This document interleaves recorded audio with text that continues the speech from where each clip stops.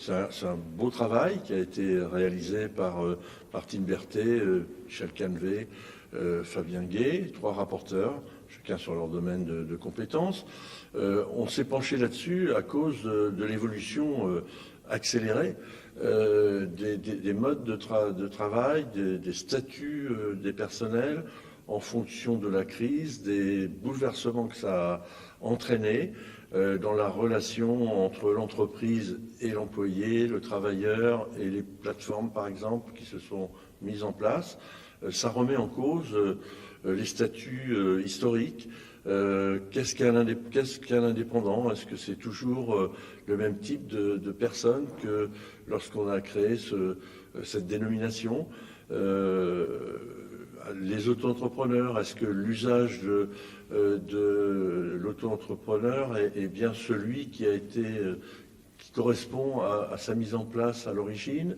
Les micro-entreprises, c'est l'évolution des micro-entrepreneurs en 2016 même, ce qui semble très proche, c'est bouleversé par la crise.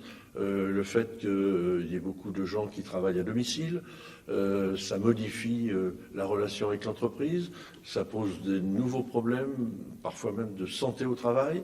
Les gens sont moins en lien avec l'autorité managériale de l'entreprise, ils sont dans leur cadre personnel, les normes de confort au travail ne sont pas les mêmes, il n'y a pas de contrôle des postes de travail, bref, un bouleversement très important et accéléré, donc on s'est penché là-dessus et des rapporteurs qui ont bien travaillé, qui ont sorti des réflexions autour de 15 propositions.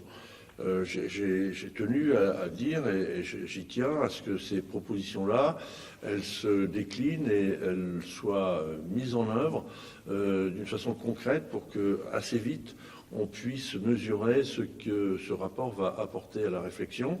Il y a des réflexions globales, je l'ai évoqué, par exemple la définition de l'indépendant. Qu'est-ce que c'est un indépendant? Dans la tête de certains qui sont indépendants et qui défendent ce statut d'indépendant, il y a parfois la confusion entre indépendance et autonomie. On peut être indépendant, mais pas forcément autonome. C'est le cas, par exemple, des travailleurs des plateformes. Ils ont le statut d'indépendant, mais ils sont dépendants. Donc c'est antinomique. Voilà, donc il faut vraiment, c'est ça la proposition numéro 3 par exemple, définir très précisément et d'une façon d'actualité ce qu'est maintenant un indépendant pour les prochaines années, avant toute réflexion législative autour de ça. On ne peut pas le faire. Alors, il était prévu que le ministère des PME sorte une réflexion sur le statut des indépendants, son devenir. Pour l'instant, ça tarde un peu. On va arriver à la période d'été, la rentrée, il y aura d'autres obligations sans doute. Donc ce sujet des indépendants, il reste un peu suspendu.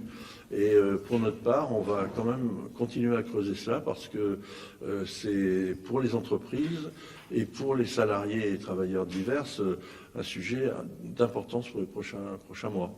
Un mot toujours sur ces préconisations, c'est qu'elles soient reprises par le gouvernement, que ça puisse être légiféré assez vite, même si, évidemment, là, on arrive dans une élection présidentielle, ça va peut-être être un petit peu compliqué, mais le but, c'est que concrètement, elle puisse être reprise. Oui, il y a des objectifs divers. Dans les 15 ne sont pas tous de la même